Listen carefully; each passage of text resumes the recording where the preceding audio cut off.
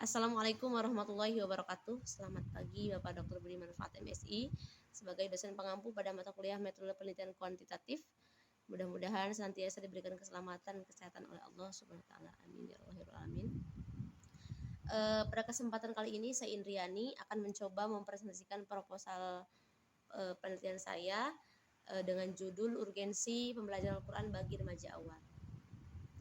Kita tahu dan kita sadari bahwa Al-Quran merupakan pedoman hidup bagi umat Islam.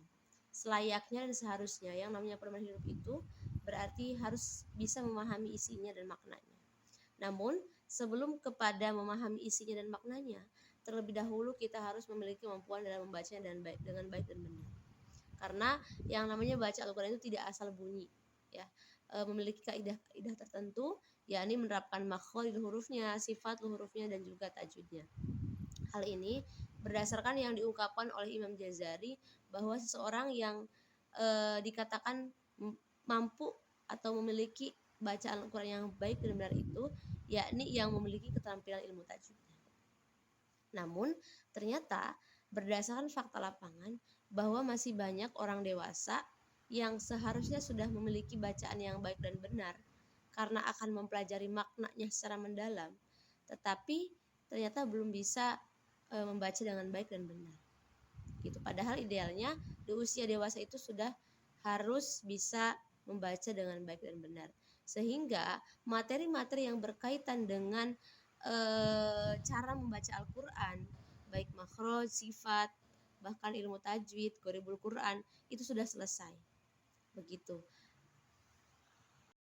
Nah, jadi dalam proposal tesis ini penulis akan mencoba membahas pentingnya mempelajari ilmu Al-Quran secara mendalam bagi remaja awal. Kenapa di remaja awal? Karena remaja awal ini dianggap usia yang memiliki perkembangan otak terbesar. Sehingga pada usia remaja ini diharapkan mempersiapkan dirinya, terutama dalam pemahaman membaca Al-Quran agar bisa memahami ilmu agama lebih dalam. Begitu. Penelitian ini dilaksanakan di SMP IT Sa'adatul Ulfah yang berada di Rancah, Ciamis. Selanjutnya, pernyataan masalah. Kemudahan mengakses sumber belajar idealnya mempermudah seseorang untuk menggali ilmu pengetahuan, khususnya ilmu pengetahuan dalam mempelajari Al-Quran. Sehingga akan banyak orang yang mampu membaca Al-Quran dengan fasih dan tartil. Akan tetapi faktanya tidak demikian. Kemampuan baca Al-Quran tingkat dewasa dan remaja masih rendah. Maka remaja awal sebagai usia yang memiliki perkembangan otak terbesar diharapkan berhasil mengatasi masalah-masalah tersebut melalui pendidikan formalnya yang berbasis Al-Quran. Selanjutnya pernyataan penelitian.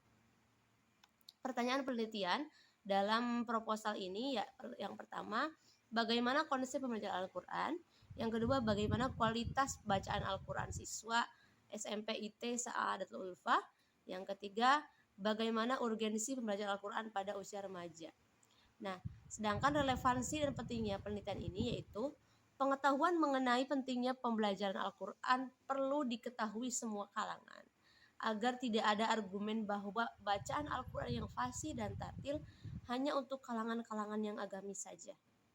Nah, pengetahuan ini akan menjadi pertimbangan setiap orang untuk memprioritaskan dirinya agar mampu membaca Al-Quran dengan fasih dan tartil. Bab 2 mengenai tinjauan teoretis. Sebagaimana dalam firman-Nya Quran surat Shad ayat 29 yang artinya kitab Al-Quran yang kami turunkan kepadamu penuh berkah agar mereka menghayati ayat-ayatnya dan agar orang-orang yang berakal sehat mendapat pelajaran.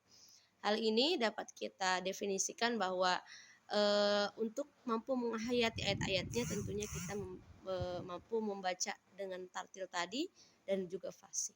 Adapun indikator dari bacaan Al-Quran yang fasih dan tartil itu yaitu memahami secara tajwidnya, makhraj hurufnya dan juga sifat hurufnya. Selanjutnya ada tingkatan dalam membaca Al-Quran. Tingkatan dalam membaca Al-Quran itu ada at-tahqiq, at-tartil, at-tadwir dan al-hadr. Selanjutnya, bab 3 mengenai metode penelitian. Penelitian ini merupakan penelitian kualitatif dengan pendekatan deskriptif, yaitu prosedur penelitian lapangan yang menghasilkan data-data deskriptif yang berupa data-data tertulis maupun tidak tertulis atau lisan dari orang-orang dan penelitian yang diamati. Selanjutnya, mengenai sumber datanya, ada sumber data primer dan sumber data sekunder. Untuk teknik pengumpulan datanya ada pengamatan, observasi, atau wawancara, dan dokumentasi. Mengenai teknik analisis data. Teknik analisis data yang digunakan dalam penelitian ini yang pertama itu reduksi data, yang kedua penyajian data, dan yang ketiga kesimpulan. Selanjutnya ada validitas data, yaitu yang pertama triangulasi sumber, triangulasi teknik, dan triangulasi waktu. Selanjutnya referensi yang digunakan dalam penelitian ini diantaranya sebagai berikut.